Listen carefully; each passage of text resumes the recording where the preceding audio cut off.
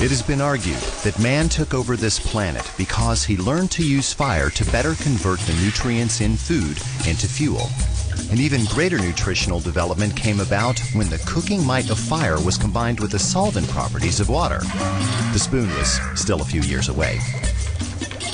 The Middle Ages saw a steep rise in the popularity of complex brews. Fillet of finny snake, in the cauldron boil and bake, eye of newt, toe of frog, pancreas of possum, that sort of thing. By the 18th century, such brews, or stocks, had become the foundation of all cuisine, meaning, of course, French cuisine. Sauces, soups, broths, glacé, and bouillon were all born of the stock pot. The question is, do stocks and stock making have a place in the modern American cooking portfolio? If you ask me, the answer is yes. In fact, I'd be willing to say that stocks offer a better return on investment than stocks. You get my drift. Or commodities, or bonds for that matter. I mean, not only are culinary stocks fine examples of edible recycling, they can often replace the texture and mouthfeel of an ingredient that most of us would rather feel a little less of: fat.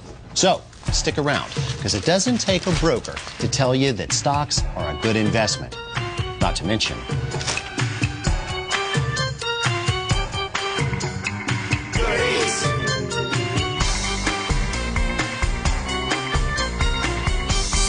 Earthbound critters may be held down by gravity, but they're held together by connective tissues like collagen, reticulin, and elastin. These fibrous extracellular proteins are responsible for making our skin plastic and elastic, holding our muscles to our bones, and keeping our guts from just kind of floating all around.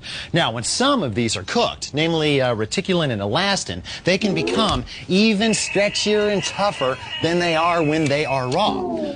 Collagen, however, possesses the ability to hydrolyze, that is, dissolve in hot water. When it does, it becomes gelatin. And when gelatin is chilled, it becomes a solid gel. Add some flavorings and color, you got America's favorite dessert. when heated, it turns back into a liquid, which can add an unctuous body to anything from pot roast to chicken soup to more sauces than you could shake a Frenchman at. And it does it without fat. Tastes just like chicken. That's because this is chicken stock. Now, gelatin may add body, but it does not add flavor. Luckily, chicken does, with a little help from its friends. The first ingredient in chicken stock, surprisingly enough, chicken, or at least the remains of chickens. Every time I cook a bird, I save the neck, wings, backs, ribs, whatever I can salvage. And I don't care if it's a chicken. It can be hens, turkey, whatever. I'll freeze them up and then save them for when I make stock. All of these are raw, but cooked chicken parts can be used. How many parts do you need for a batch? Well, kind of depends on how much stock you plan to make and how often. But if you ever find that your needs outstrip your supply, you can always use wings. They're cheap and loaded with collagen. Next up, the classic aromatic veggie combo known as mirepoix. Carrots, celery, onions, and sometimes leeks. Now please note, this vegetation is all high quality. Now, if you learn anything from this half hour, please let it be this. Stock is just like a computer. Crap in, crap out. Got it? Okay. How much will we need? We'll get to that later. Last, but by no means least, we have herbs and spices. We don't use a lot, but they do a lot. I've got some garlic here, some pepper, parsley, sage, bay, and thyme. Sorry, Simon and Garfunkel fans, but rosemary just makes things taste really woody. Now, since all of the solids are going to be strained out of this later, don't bother tying this up into a complicated bouquet garni or shoving it into a tea ball.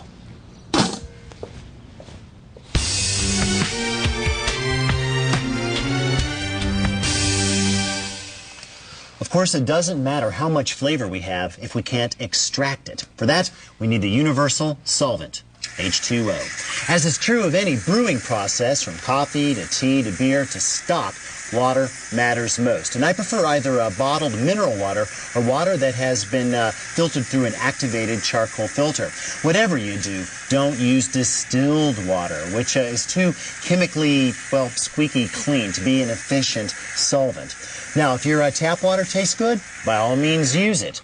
But you'll still want to capture it and move it in either a pitcher or a jug, because we're going to be talking about 24 pounds of water, because we've got a 12-quart stock pot. All right, need a 12-quart stock pot. Excuse me. Wow. I had heard that you shopped here, but I thought it was just an urban legend. You know, like giant alligators living in the sewers of New York. You mean giant alligators don't live in the sewers of New York? You know, you're just as funny in person as you are on TV. Speaking of which, you know I've got every episode of your show on videotape? No. Yeah. And I've won 3 Good Eats trivia contests. No. Yeah. Go ahead. Ask me anything. Anything? Anything. Okay. How many times do I use the word now in episode 1? 18. 19. Not bad, though. Is W around anywhere? Ms. Wong is on vacation, but you can count on me. Lance Niedermeyer, at your service. Hi, Lance. Hi. See that you have your eye on a new stock pot. Really, I've got to put money in You know, here. manufacturers tend to call anything over 8 quarts a stock pot, but personally, I feel that shape matters just as much as size. Yeah? How's that? Well, take these for instance. Yeah? Both these pots hold 8 quarts, but the taller, narrower version is better for stock production. Why, pray tell? Well, a narrower opening means less surface area, and therefore less evaporation. Huh? Let's see. Look. Try that 12-quart model on for size. Oh, heavy. It's clad stainless steel, my friend. Pricey, too. Well, if you want a bodaciously big boiler that won't bust your budget, you might want to consider the cunning conductor that is aluminum. Why are you talking like that? AB speak, I'm just learning. I don't talk like that. Besides, isn't that surface susceptible to both scratching and staining? And if acidic ingredients were invited to the party, would not funky flavors be formed? Is this a test, sir? Maybe. You know, we're talking about anodized aluminum here. Meaning? Well, anodization refers to the process by which a layer of aluminum oxide is deposited onto the surface of an aluminum pot by suspending said pot in sulfuric acid and then passing electricity through it. To what end? Well, the resulting surface is A, super hard, B, it's non-reactive, so acidic foods are A-OK, and C, being aluminum, the pot is lighter than steel. Anything else? Yep. Look for a heavy, tight-fitting lid. Look for nice, wide loop handles, and as I said before, narrow is better. Words to live by. I'll take it. Allow me to carry this to the register for you, Mr. Brown. Kid seems to know his stuff. Still, something about this scenario seems suspiciously sinister.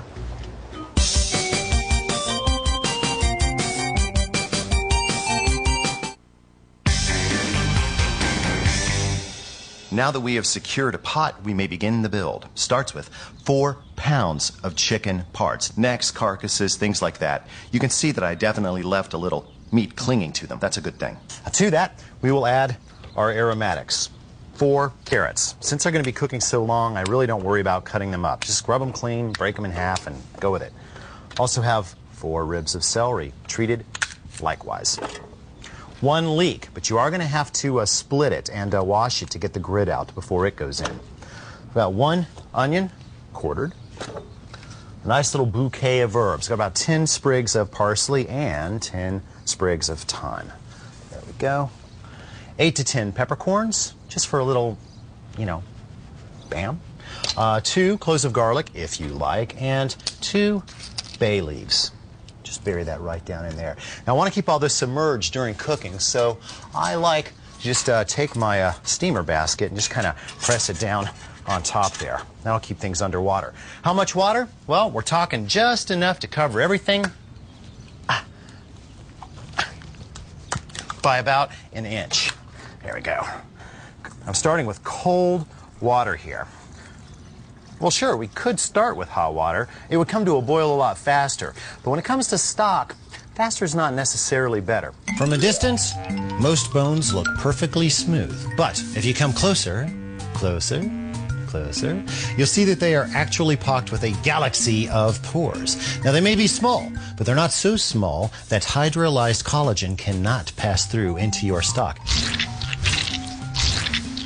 However, if you plunge this bone into boiling water, those proteins will coagulate, therefore plugging up these pores and keeping all the goodness trapped inside, which just wouldn't be right. By starting with cold water, this travesty may be avoided.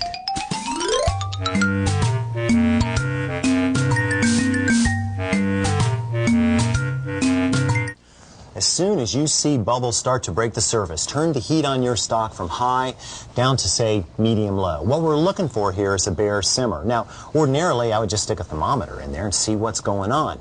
Problem is the probe might hit some little pocket of liquid and all that solid that could be either hotter or colder than the rest of the pot. So we're going to have to do this the old-fashioned way and bubble watch. So, what does a bare simmer look like? Well, we're going to let you be the judge. Is it stock number 1, who enjoys pina coladas and walks in the rain? Is it stock number 2? Stock number 2 enjoys motorcycles and gourmet cooking. Or is it stock number 3, who just wants to grow up one day to be a chicken noodle soup? So it's up to you. Is it stock number 3, stock number 2, or stock number 1? Well, I'll tell you this, it's sure not stock number 1. As far as I'm concerned, this is a boil, and a boiling stock is going to be a dirty-looking stock because all that particulate matter is going to be broken up. And what about all this steam? Wasted water. We're not making a reduction here. I'm going to add water to this every 5 minutes. And it's also not stock number 3. There's not enough heat in there to extract flavor from a carrot, much less a chicken. That leaves our old friend, stock number 2. This is already perfect. All we have to do is keep it that way. Believe it or not, it won't take very much heat. I'm going to move this all the way down to low. See how the scum is starting to collect? That's an excellent sign. More on that later. Ever gone to the beach on a really windy day? You probably noticed a considerable amount of foam on the water. That's called spume. And it's essentially bubbles that are just reinforced with a lot of protein. Now, the stuff that rises to the surface of a simmering stock is exactly the same, only it's not called spume. It's called scum, and it's got to go. Some cooks prefer to do their scumming with a ladle, but I find that a little bit tedious, so I use a fine wire mesh strainer. Just make sure you've got some cold water around to rinse. Now, here we go. Just scoop and rinse. That's all there is to it. Now, skim or scum every 10 to 15 minutes during the first hour of simmering. After that, every half hour should do. Oh, and keep a supply of hot water around, too. Even at a bare simmer, we will eventually lose enough water from this pot to beach the bones. So every now and then, just add a little bit of hot water, enough to maintain submersion. That already smells good, doesn't it? Can't get that from a can. Sorry. So how long does it take to actually cook a chicken stock? Well, it depends. Depends on a lot of factors. Depends on the age of the birds involved, the size of the batch, the actual exact temperature. But by and large, I'd say it takes between 6 to 8 hours. There is one way to know absolutely for sure. Just go ahead and remove the steamer and whatever sticks to it. And dig around for a bone. Shouldn't be too hard to find. Now, here is how you tell.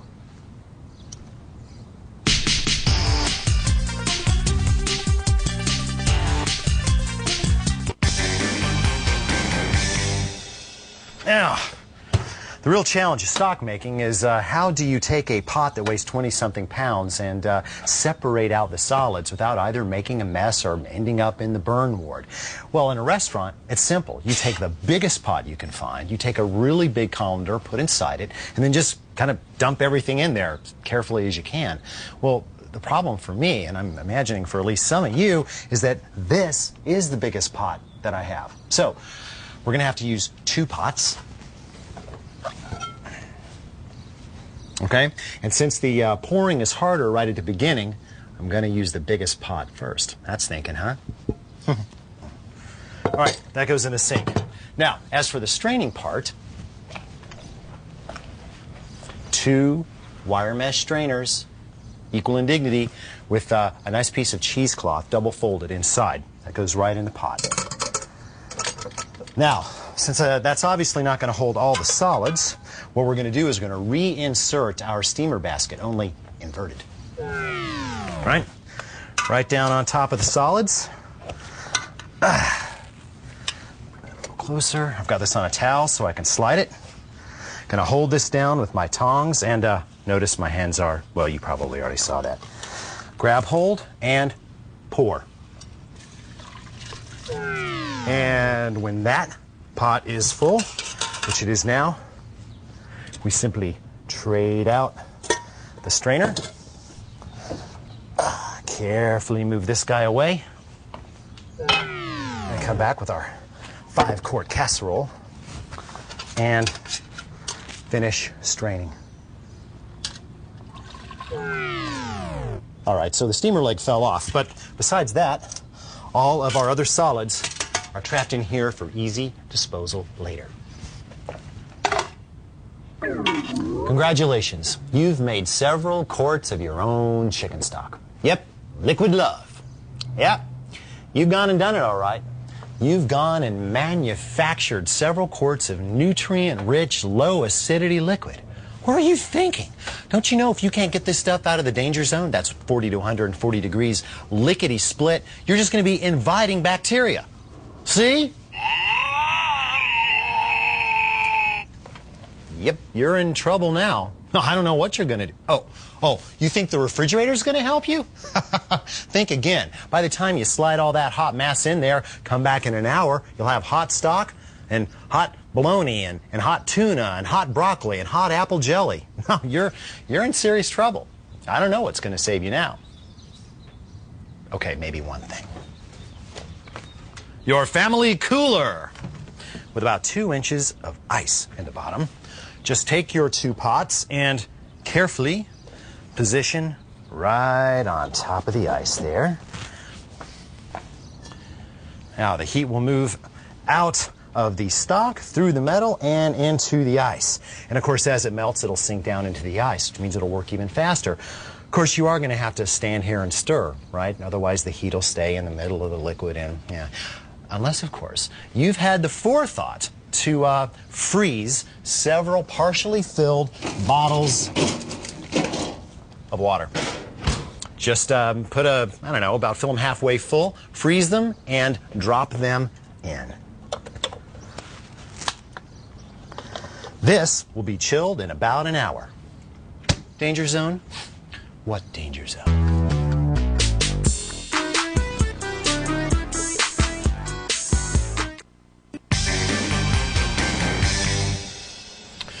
As soon as your stock cools to below 40 degrees, slide it in the refrigerator. The next day, you will be rewarded with this view.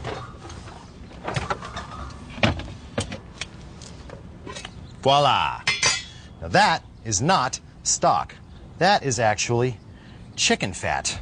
It's called schmaltz, and it is darned good stuff, culinarily speaking. So just scoop it up and wrap it in something airtight and keep it. I like to make soups and saute with it.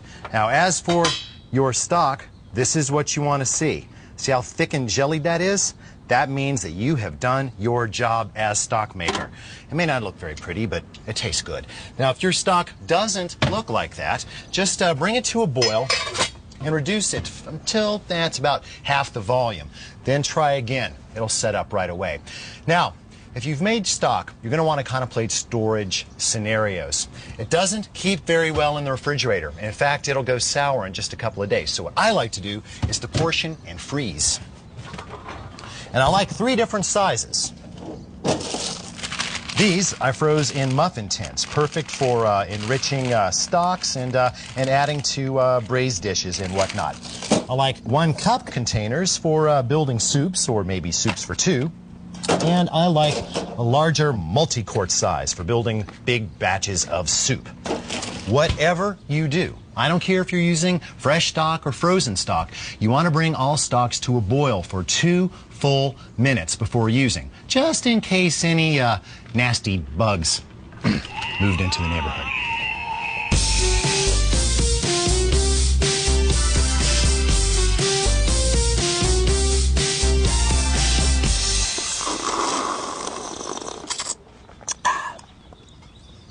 Yeah, I realize that just about every cookbook and food magazine published in the world contains at least one recipe calling for homemade chicken stock. So odds are you don't need any suggestions from me, but just in case, here's my favorite.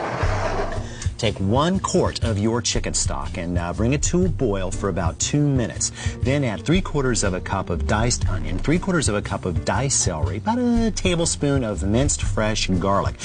Lower the heat, let that simmer for about 2 minutes. Then add 2 to 3 ounces of cooked egg noodles. Let that simmer for about another 5 minutes and then serve with some fresh herbs and a nice big squeeze of lemon juice.